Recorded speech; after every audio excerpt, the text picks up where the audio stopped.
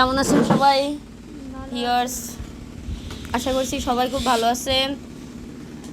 এই চেয়ারটা একটু সরিয়ে দাও তো, একটু চেয়ারটা এদিকে সরিয়ে দাও তো।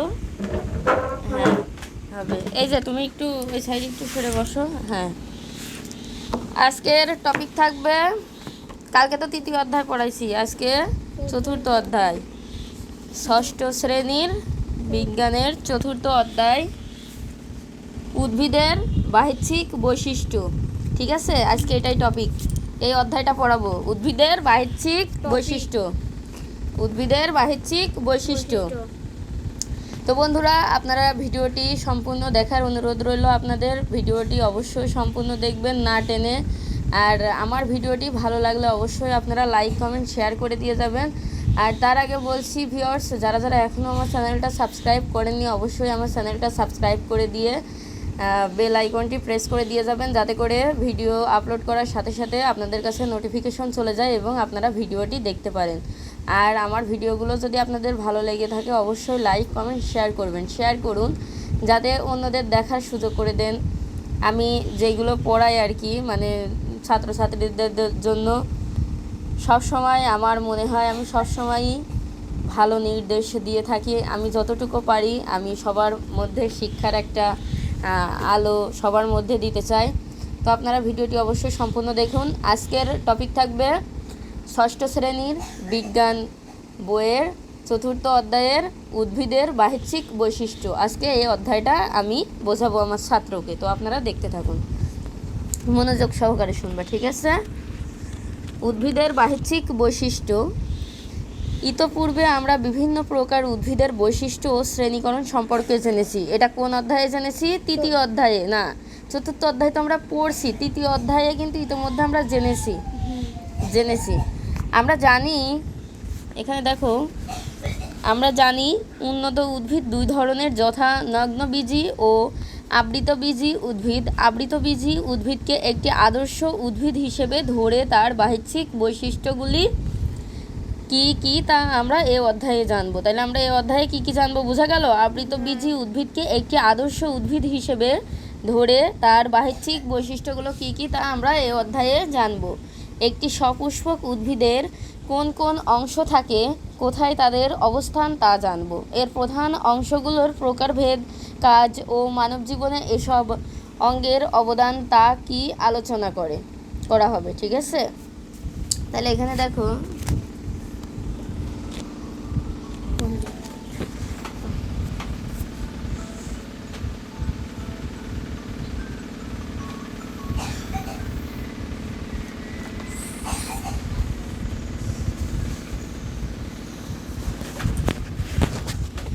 আদর্শ সপুষ্পক উদ্ভিদের বাহ্যিক গঠন। পার্ট 1, আদর্শ সপুষ্পক উদ্ভিদের বাহ্যিক গঠন। আমরা চারপাশে পরিবেশের অগণিত উদ্ভিদ দেখতে পাই। আমরা কিন্তু চারপাশে অগণিত, এই যে উদ্ভিদ বলতে কি বোঝায়, এই গাছপালাকে কি বলা হয়? উদ্ভিদ বলা হয়। ঠিক আছে, তার ফুল, কাণ্ড, মূল এইগুলোই কিন্তু উদ্ভিদ। ঠিক আছে, আমাদের চারিপাশেই কিন্তু গাছগাছালি আছে, উদ্ভিদ আছে। হ্যাঁ, যেমন আম গাছ, লাউ গাছ, ধান, গম সব কিন্তু আমাদের আশেপাশে কিন্তু থাকে না, বলো? হ্যাঁ, এইসব উদ্ভিদের আকার ও গঠনে অনেক বিভিন্নতা লক্ষ্য করা যায়। কিছু কিছু উদ্ভিদের দেহে মূল, কাণ্ড ও পাতা থাকে। এদের ফুল, ফল ও বীজ হয়। এরা সপুষ্পক উদ্ভিদ, যেমন আম, জাম, কাঁঠাল, লাউ, ধান, গম ইত্যাদি। এদেরকে কিন্তু বীজ হয় না এদের দিকে?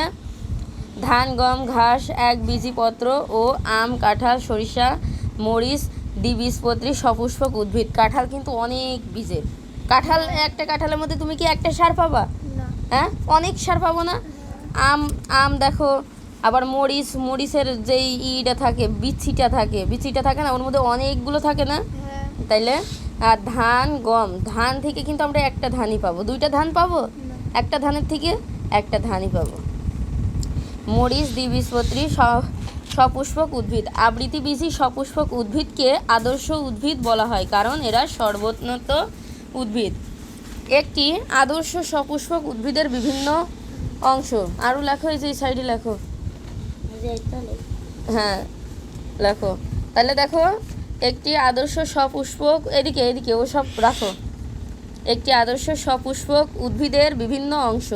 একটি আদর্শ সপুষ্পক উদ্ভিদকে মূল, কাণ্ড, পাতা, ফুল, ফল প্রভৃতি অংশে বিভক্ত করা যায়। বিটপ, উদ্ভিদের যে অংশগুলো মাটির উপরে থাকে তাদের একত্রে বিটপ বলে। বিটপ কাকে বলে? উদ্ভিদের যে অংশগুলো মাটির উপরে থাকে তাদের একত্রে বিটপ বলে। তাহলে বিটপ কাকে বলে? উদ্ভিদের যে অংশগুলো মাটির উপরে থাকে, উদ্ভিদের যে অংশগুলো মাটির উপরে থাকে তাদেরকে বিটপ বলে। গুড। বিটপে কাণ্ড, পাতা, মূল, ফল থাকে। কাণ্ডে পর্বমধ্য ও শীর্ষ মুকুল থাকে। ফুলগুলো পাতার পক্ষে উৎপন্ন হয়। ফুলে বৃত্তি, দল, পুংকেশর মানে পুরুষ কেশরের কথা বলছে, ওটাকে দাও তো। পুংকেশর ও গর্ভাশয় থাকে, ঠিক আছে? পুংকেশর ও গর্ভাশয় থাকে। এ কতগুলোর সাথে পাশের পরিচিত মরিচ গাছের চিত্র মিলিয়ে দেখি। কাণ্ড, এবার কাণ্ড আমরা জানবো, ঠিক আছে? প্রধান মূলের সাথে লাগান মাটির উপরে উদ্ভিদের অংশটি কাণ্ড। এই যে এইটুকু প্রধান মূল, এই শিকড়ের এখান থেকে কিন্তু প্রধান মূল হয়েছে, ঠিক আছে? এই শিকড় ছড়াই কিন্তু এত কিছু হয়েছে। আর এই যে এটা ফুল, আর এই যে এখানে ফল ধরবে, ঠিক আছে? আর এই যে এইগুলোকে পাতা বলে, আর যে গাছের যে গোড়ার অংশটুকু আছে এটাকে কি বলে? কাণ্ড বলে। বোঝা গেল? এই ওই পাখিগুলো খেটাও তো।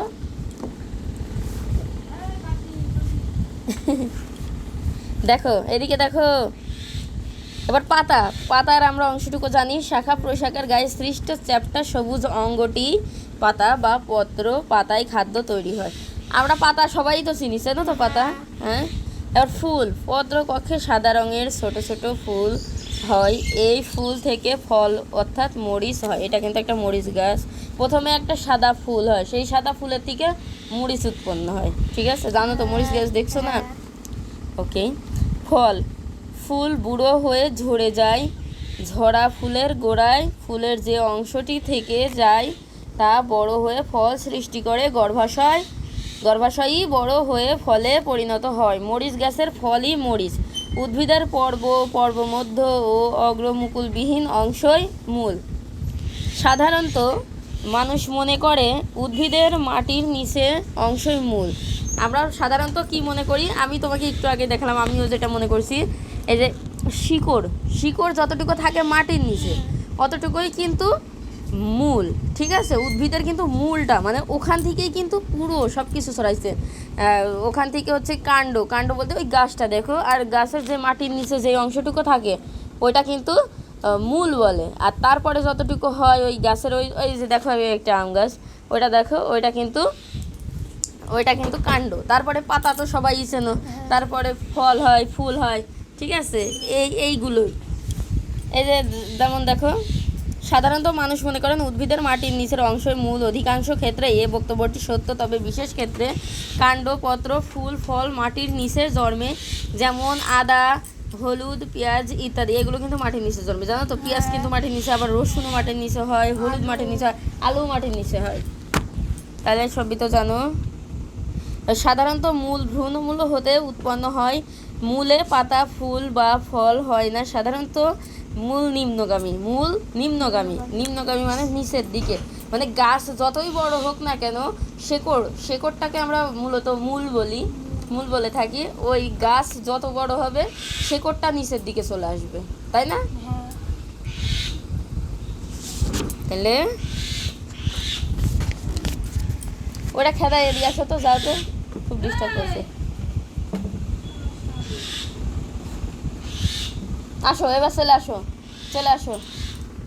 ও আমার ডাকবে, কিছু একটা হয়েছে। দেখো পাঠ 2, একটি আদর্শ মূলের বিভিন্ন অংশ। মূলকে কয়েকটি অংশে ভাগ করা যায়। এর শেষ প্রান্তে টুপির মতো অংশটি, এই যে মূল, এই টুপির মতো অংশটি হচ্ছে মূল টুপি বা মূলত্র। আঘাত থেকে মূলকে রক্ষা করা এর কাজ। এর পেছনের মসৃণ অংশটি বহিঃশু অঞ্চল। এই স্থানে মূলের বৃদ্ধি ঘটে। এই এলাকার পেছনে সূক্ষ্ম লোমশ মূলরম অঞ্চল অবস্থিত। মূলরম দিয়ে উদ্ভিদ পানি শোষণ করে। এই অঞ্চলের পর মূলের স্থায়ী এলাকা অবস্থিত। স্থায়ী অঞ্চল থেকে মূলের শাখা ও প্রশাখা সৃষ্টি হয়। এদিকে সরে এসো। তাহলে এখান থেকে আমরা নতুন শব্দ কি দেখতে পেলাম? মূলটুপি ও মূলত্র, তাই না? তাহলে পাঠ 3 ও 4, মূলের প্রকারভেদ ও কাজ। সব গাছের মূল কি ধরনের হয়? সব গাছের মূল কি এক ধরনের হয়? তাই না? সব গাছের মূল এক ধরনের হয় না। তাহলে ধানের মূল আর আম গাছের মূল কি এক ধরনের হবে? মোটেই না।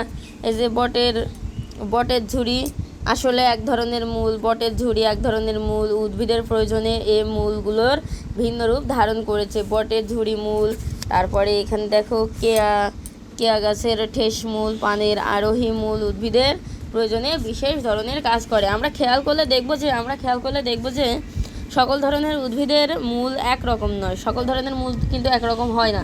প্রত্যেকটা উদ্ভিদের, প্রত্যেকটা গাছ, উদ্ভিদ বলতে গাছ বোঝাচ্ছে, বুঝতে পারছো? প্রত্যেকটা গাছের আলাদা আলাদা ধরনের মূল হয়ে থাকে, ঠিক আছে? মূল বলতে আমরা কি বুঝলাম? শিকড়টাকে বুঝলাম আর কি, বাংলা কথা। মূল বলতে আমরা শিকড়টা, উদ্ভিদ মানে গাছটা যত বড় হবে ওই মূল মানে শিকড়টা তত গভীরে যাবে, বুঝা গেল? গাছ যত বড় হবে শিকড় তত গভীরে আসবে, তবেই তো গাছটা ঊর্ধ্বে যাবে, তাই না? তাহলে দেখো এখানে এরূপ ভিন্নতার জন্য মূলকে এর উৎপত্তি ও অবস্থান অনুযায়ী প্রধানত 2 ভাগে ভাগ করা যায়, যথা স্থানিক মূল ও অস্থানিক মূল। তাহলে অবস্থান অনুযায়ী প্রধানত 2 ভাগে ভাগ করা যায়। মূলকে আমরা সাধারণত কত ভাগে ভাগ করতে পারি? 2 ভাগে। তাহলে এবারে স্থানিক মূল আর অস্থানিক মূল। স্থানিক মূল সম্পর্কে এবার আমরা দেখি ভ্রূণমূল বৃদ্ধি পেয়ে প্রধান মূল হিসেবে সরাসরি মাটিতে প্রবেশ করে। বোঝা গেল? ভ্রূণমূল বৃদ্ধি পেয়ে প্রধান মূল হিসেবে সরাসরি মাটিতে প্রবেশ করে।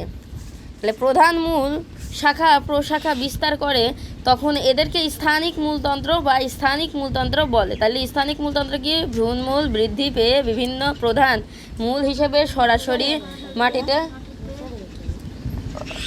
আচ্ছা তুমি লেখো, তোমার ক খ লিখতে দিয়েছিলাম তো, তুমি লেখো। হ্যাঁ, দাগ টেনে টেনে সুন্দর করে লিখবা যাতে বাঁকা না হয় লেখা। স্থানিক মূল ও অস্থানিক মূল, আমরা এই স্থানিক মূলগুলো দেখলাম। তাহলে স্থানিক মূলগুলোর মধ্যে কোন কোন উদ্ভিদগুলো পড়ে? যথা এই যে আম, জাম, কাঁঠাল, লিচু, বেগুন, সরিষা ইত্যাদি, ঠিক আছে? এবার অস্থানিক মূল সম্পর্কে যদি আমরা দেখি, অস্থানিক মূল এই যে এসব মূল ভ্রূণমূল থেকে উৎপন্ন না হয়ে কাণ্ড ও পাতা থেকে উৎপন্ন হয়। কাণ্ড বলতে কাণ্ড ও পাতা থেকে এর 2 ধরনের, যথা এরা কয় ধরনের? 2 ধরনের, যথা গুচ্ছমূল ও অগুচ্ছমূল। বোঝা গেল? এবার গুচ্ছমূল সম্পর্কে যদি আমরা দেখি ওটা খেদাই দিয়ে আসো, একবারে খেদাই দিয়ে আসো।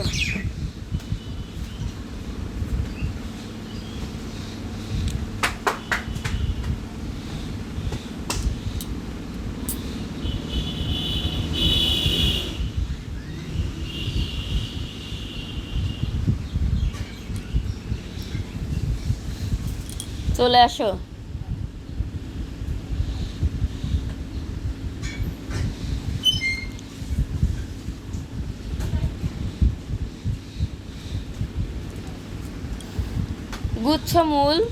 গুচ্ছমূল বলতে আমরা দেখি ধান, ঘাস, বাঁশ ইত্যাদি উদ্ভিদের মূল লক্ষ্য করলে দেখা যাবে যে কাণ্ডের নিচের দিকে যে এক গুচ্ছ সুরমূল সৃষ্টি হয়েছে, এরা গুচ্ছমূল। ভ্রূণমূল নষ্ট হয়ে সে স্থান থেকেও গুচ্ছমূল উৎপন্ন হতে পারে। সাধারণত একবীজপত্রী উদ্ভিদে গুচ্ছমূল থাকে, যেমন ধান আর নারকেল, সুপারি, ঠিক আছে? অগুচ্ছমূল এসব মূল একত্রে গাদাগাদি করে গুচ্ছাকারে জন্মায় না, বরং পরস্পর থেকে আলাদা থাকে। যেমন কেয়া গাছের ঠেস মূল, কেয়া গাছ মানে কেয়া ফুলের একটা, কেয়া ফুল নাম শুনছো তো? কেয়া গাছের ঠেস মূল, বটের ঝুড়ি মূল, এই ধরনের অগুচ্ছ মূল। এবার আমরা দেখব মূল নিম্নলিখিত কাজসমূহ করে থাকে। মূল কি কাজ করে? মূল যে কাজগুলো করে এখানে তার ব্যাখ্যা প্রদান করা হয়েছে। তাহলে আমাদের মূলের কাজগুলো আমরা এবার ব্যাখ্যা করব। তাহলে মূলের যে কাজগুলো এবার আমরা দেখে নিই। মূল উদ্ভিদকে, 1 নম্বর যেটা, মূল উদ্ভিদকে মাটির